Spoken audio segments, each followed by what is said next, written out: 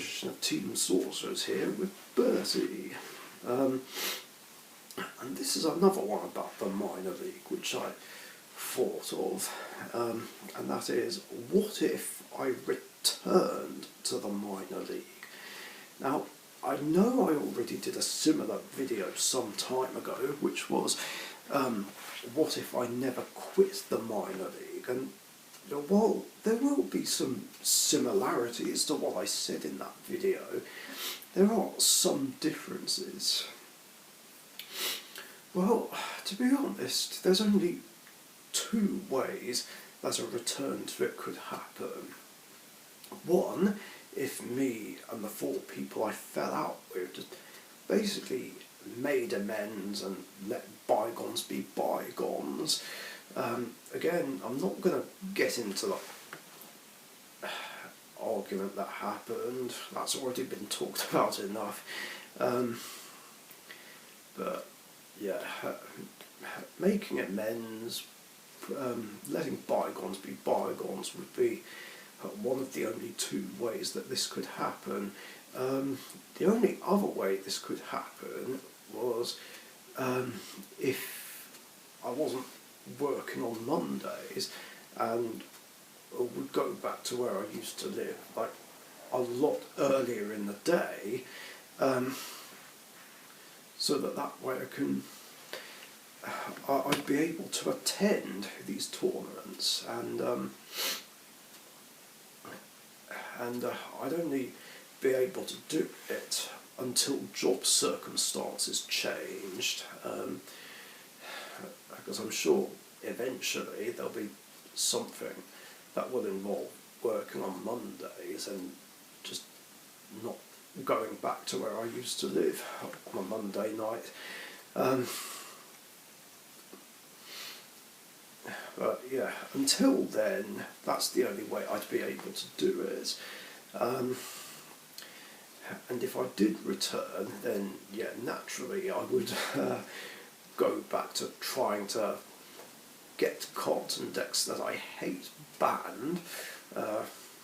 Maybe not all of them, but it just depends what comes up, really.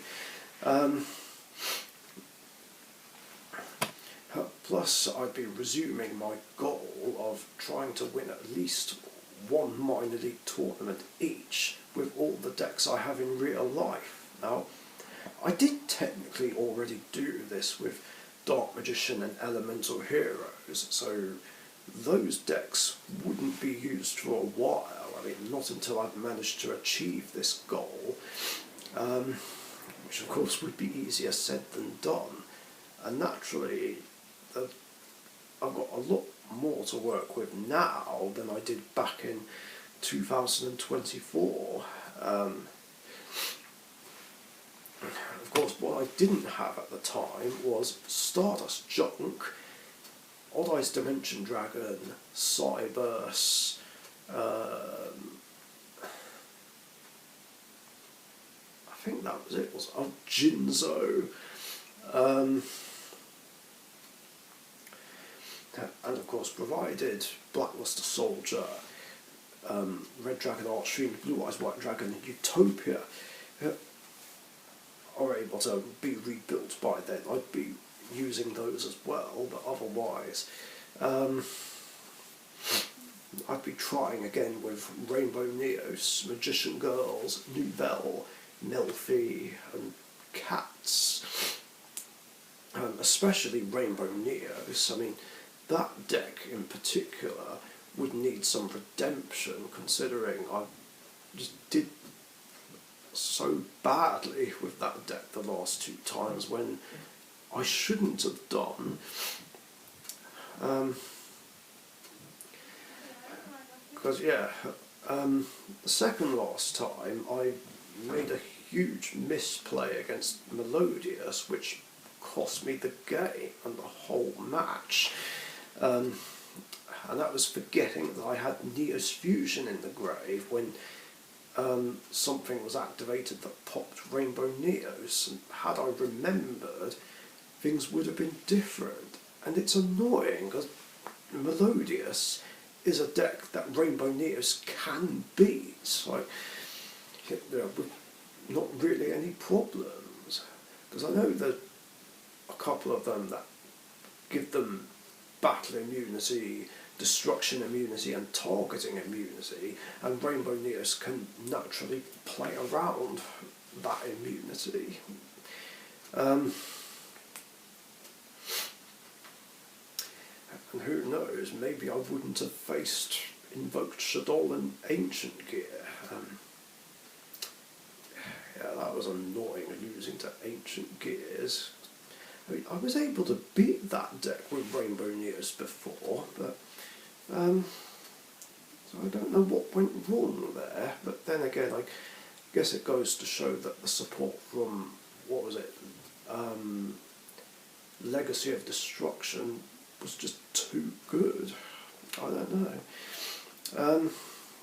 But still, like I said, fair play to Kel for that win. Like, that was the one and only time he ever beat me. And then the last time I played Rainbow Neos was just bullshit. Well, drawing against Memento, just, well, it was what it was. Getting cocked by Dragon Maze was annoying, especially Show, and there was another misplay in this one, because I missed an opportunity to get Rainbow Neos out before Show was put onto the field, because I didn't know Chamber Dragon Maid could bring Show back from the grave. And had I realised this, I would have chained Favourite Contact in response to Chamber Dragon Maid's effect and brought back Rainbow Neos, so that way I'd still have a monster that Show can't get over. And then of course I've got the buy, which is always bullshit.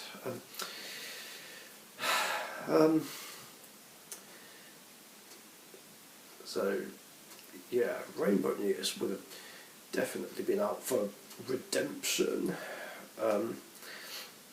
for a potential minor league return. Although that makeshift minor league episode I did made up for it.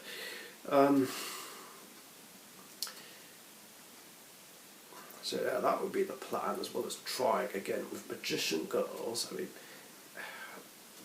the only two times I played it, it always came so close, but couldn't quite manage it.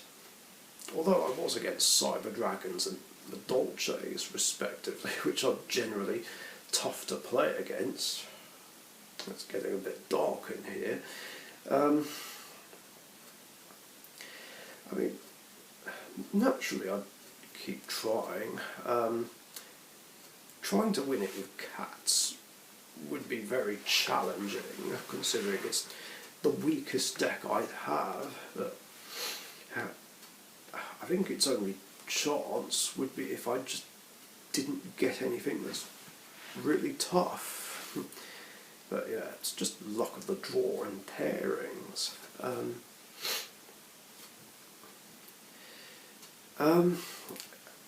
That's the other thing is, I'd be main decking my 3 copies of Prohibition just to specifically counter Ash Blossom, because obviously what Caught by the Grave isn't enough, and I wasn't willing to use Crossout Designator. I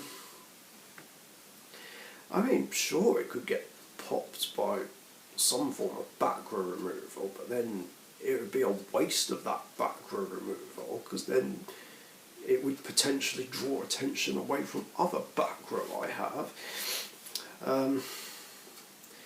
As yeah, Prohibition would be my best defence against Ash Blossom.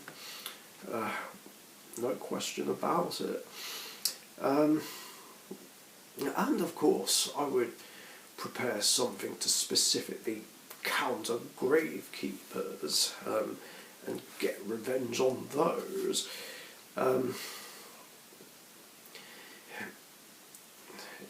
Because yeah, I was just the last two times I went up against Gravekeepers was just pure torture. Like, it just does too many things that just don't let anyone play. I mean, honestly, I know I've said it before, but why Gravekeepers are even allowed in a casual format is just beyond me. I mean, Necro Valley, Royal Tribute, Hidden Temple and Imperial Tomb just don't let you do anything. Then again, last time I checked, Royal Tribute and Hidden Temple did get banned on the last minor league ban list I saw, so maybe they'd be a bit easier to deal with, but who knows.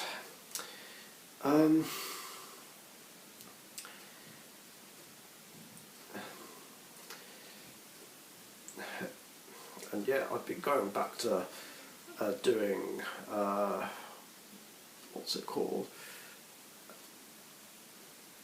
Pre-tournament vlogs and tournament reports. I know it's been a while since I've done those, and I know there are those who did genuinely enjoy those, but naturally, because I'm not playing in any tournaments of any kind, I've just not been able to do them. And to be honest, I have no desire to play in local tournaments of any kind ever again. I mean, maybe Genesis, but I'm still not sure about that. Playing it casually, definitely, but tournament-wise, I just don't know about it in case I encounter something annoying that I don't like playing against. But I guess that's something else that's like hit and miss.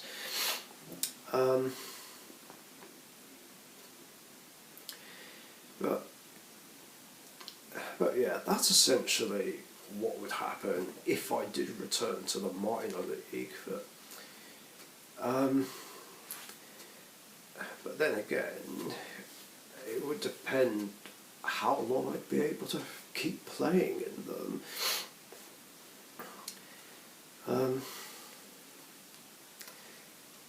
But yeah, that's going to do it for this one. Thanks for watching.